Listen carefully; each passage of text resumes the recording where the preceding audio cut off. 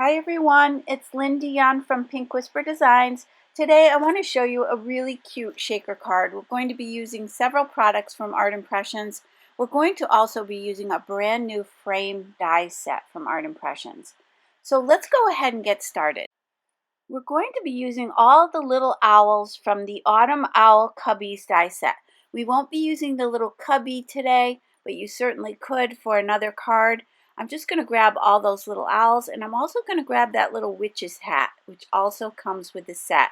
And you can see here you get the coordinating dies. We'll also be using that sentiment a bit later on as well. So I've placed all of those stamps in my MISTI stamp positioner. I've got some VersaFine Onyx black ink. This is a permanent black ink, and I'm going to go ahead and stamp these. And then I'll be stamping several more of those little hats, one for each of my little owls. And these are just so cute. I love that they're all kind of dancing, and they have a lot of movement to them, so that's going to be really fun for this card. I've got my Pitt Artist pen in the 0.5 millimeter, and what I want to do is just draw another line on each of these little hats so that I can put a little ribbon of color right across that area. I'm going to use purple, orange, and light green in my Zig Clean Color Real brush markers. I'm going to place a little bit of that color on each side, and then using the Zig blender pen, I'll just go ahead and blend those colors in towards the center. So we'll have a nice variety of Halloween colors. So I went ahead and finished those last three off camera. And now for the hat itself, I'm using Cool Gray number 6. I'm going to put a little bit of that on each side and then pull in towards the center. I'm not using the black today. Sometimes the black has a little bit of a purpley undertone, and I've been finding some of these cool grays are working really well to get that look of black. I've got my Wink of Stella clear glitter pen.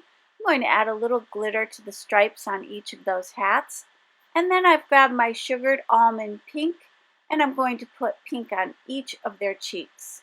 Now with beige, mid brown, and light brown, I'm going to color in these little owls. I'll just do a couple of these on camera, and then I'll do the rest of them off camera. But I did want to give you a quick idea of how I colored these in. I did speed this up a little bit so that it won't take too much time just to show you these.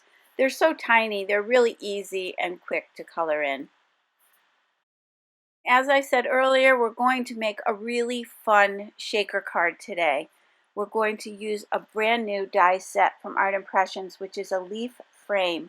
And it's really just so pretty. And it also comes with all the coordinating leaves and a mushroom. So there's a lot to this little set, and I'll show you that shortly. So that's our first little owl colored in. I'm just trying to add a little bit more pink back into the cheeks. And there you just see me removing a little bit of color. You can kind of pick up color off your image and scribble it onto your scrap paper if you get a little too much. And here again, I'll go back. We'll be adding a little color to the eyes on these little owls as well. And I just love this one that's kind of dancing, marching along. Like I said earlier, these have really a lot of movement to them. I love that they're all kind of doing different things. So it's going to be perfect for our little shaker card.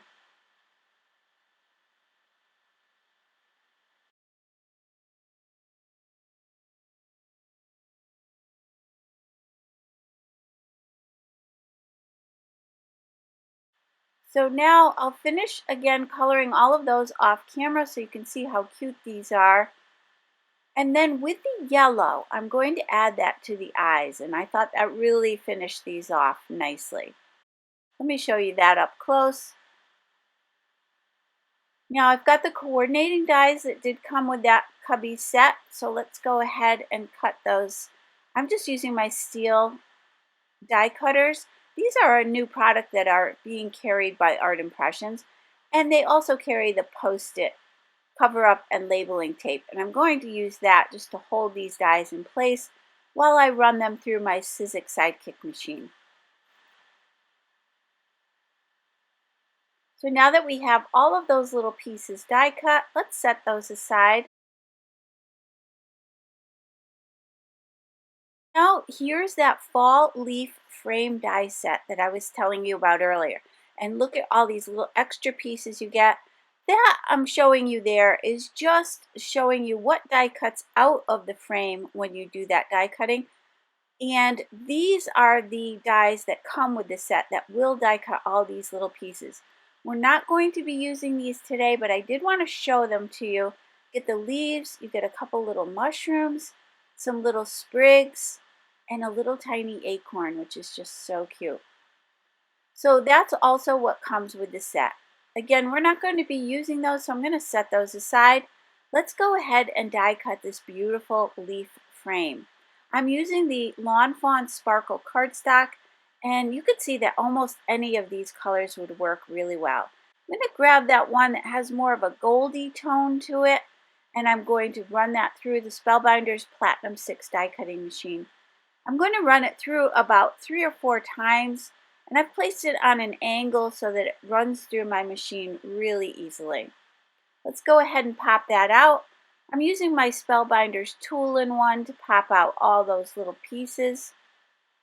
And now I'll die cut that again out of some white Strathmore Bristol Smooth cardstock. That's just going to give this a little bit more substance, and I'm going to go ahead and glue those two together. So I've placed plenty of that Nuvo Deluxe adhesive around the frame, and we'll glue those down. Now I've got some clear acetate from Lawn Fawn, and we're going to cut it just down to size. It'll fit right behind this panel. And what I'm going to do is glue that to our frame. Again, going back to that same adhesive. And you do want to spread the glue out a little bit. You don't want too much of it to ooze out onto the acetate, because once it gets on your acetate, it is a little bit difficult to get that off. So let's go ahead and press that in place. And I'm going to place a few heavy objects on top of that and let that dry. I've got some Scotch foam mounting tape. I'm doubling it over because we are creating our shaker card. So we want enough depth in the shaker for our little elements to be able to move around. So I'm going to cut some really thin strips of this. And we're going to line these up all around the frame. So you do want to take your time here, and you want to make sure you have no gaps. That you have no gaps in that tape, because you don't want your little shaker elements to pop out or escape. So now I've got this Art Impressions paper pack.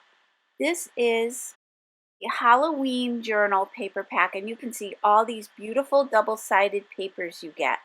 I'm going to be using this pretty purple one with the gold stars for our background, for the background on our shaker. So I'm just going to cut this. I'm just using that die so that I don't have to measure anything, and I'm just going to cut a panel that will fit right behind there. I'm just rounding off the edges just a little bit so it'll fit nicely. And now we can flip that shaker frame over and fill it with our sequins. These are from Buttons Galore and More, and they're called Scary Fun. And these colors are just so pretty. The purples, oranges, and light greens are going to go really well with all of our little owls. So let me just spread these out a little bit. I want to make sure they're nice and flat when I go to put my shaker together. And the hardest thing with the shakers is to not overfill. So less is more. So kind of make sure you don't overfill these. Sometimes if you have words or stamping in the background, it can actually cover all of that. So I like to just kind of be somewhat cautious of how much I put in there. I'm removing the backing from that double-sided tape, and then we'll lay this panel over the back. Once you lay that down, make sure you press it in place really well. Again, you don't want any of your little shaker elements to escape. So I'm pressing that down, and look how cute this is with our little shaker elements. If you have any excess on the back there, you can just trim that away. I'm using my Tim Holtz titanium shears to trim that down. Now going back to this same paper pack, I've got that really pretty black spiderweb paper, and then I've got the largest die from the Art Impressions Rectangle A2 double stitch dies. Let me just quickly tape this down and we'll run that through the die cutting machine. That'll be the same size as a standard A2 size card. So that'll measure 4¼ by 5½. I do want the striped panel for the bottom of the card, and this is from that same paper pack. And I'm also going to tape that down. I just need a little bit. It's probably about 1½ inches tall. And then the reason I'm running it through the die cutting machine is I want to get that stitched edge on the bottom and the two sides, and that'll match up with our background paper. Now I've got the sentiment from that same set that says, "Who's ready for Halloween?" I'm going to go ahead and stamp that, again using that same Staz-on black ink. I did stamp this a few times. I'm really just pressing down very lightly each time. When you have these big, bold sentiments and you're using black ink, you just don't want to get too much. So what I like to do is just do a little at a time and just keep going back and checking to see if I need to stamp it again. We've got that all set. Let's make a standard A2 size card. Some black 100-pound cardstock, and this measures 8½ by 5½, and I'm going to score that at 4¼ So once I've scored that, we can go ahead and press out that crease. Now let's layer on that spider web paper that we die cut earlier, and I'm going to just place glue all around the back of this and pop this right on the front of the card. Now to sign the inside of your card, you could always use a white gel pen, or you could place another piece of lighter cardstock inside the card to write your sentiment to someone. So whatever you choose to do there. I'm going to add this striped paper down at the bottom. And again, it's going to have that nice stitched border on all three sides. And now we can go ahead and add our shaker element. I did have a little adhesive there. I think it was from the tape as I ran it through the die cutting machine. So I'm just using my adhesive eraser and removing that.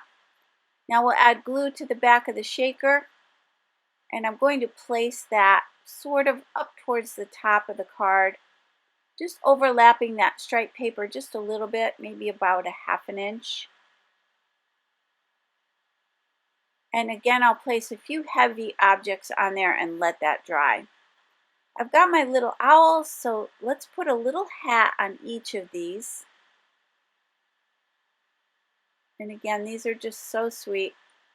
Now you could use these for plenty of other cards if you didn't put that little witch's hat on there. You could use them for a graduation card. You could make this as a shaker card for a graduation as well. Just change out your colors and don't put on this little cap. So these are fun and pretty versatile for many different projects. Now I've got some scrapbook.com foam adhesive squares. These are the small ones. So these are going to be perfect to pop up the little owls. I'm going to just place a few on the back. And then I'll use my Cricut weaving tool just to pop off the backing on that tape. This one I'm going to pop up, and I'm just trying to decide there where I wanted to place it. Let's place it down here on the bottom right. And then for the rest of these, I'm just going to glue these down.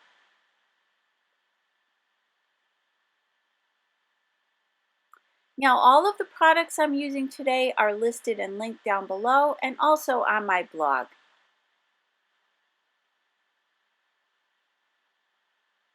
And again, this brand new frame is available. I have a link below for that as well, so if you're interested in that, you can check that out.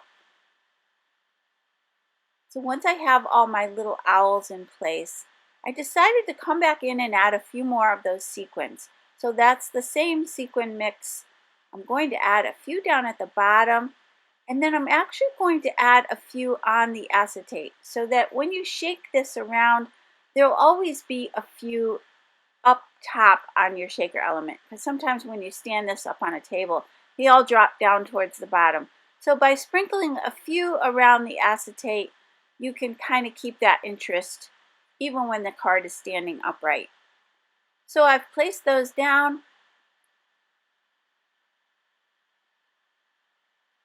I've got a nice little collection of those here.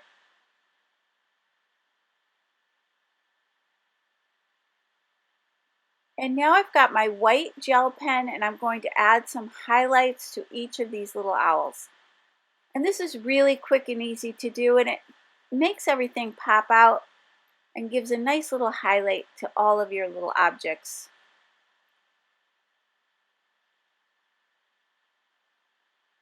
So now that that's all set, I decided to tie a little bow. So I have a little bit of purple twine, and I just tied a teeny tiny bow, and I'm just going to place that right up here at the top, just again for a little more interest and dimension. So let's go ahead and shake this little shaker card. I'm trying not to make you dizzy as I'm shaking it. And if you did enjoy today's video, I hope you did, please hit the like button and subscribe. And don't forget to hit that notification bell so that you don't miss a single video. As always, thank you so much for joining me today. I really appreciate it. And I hope you all have a great day. Take care. Bye-bye.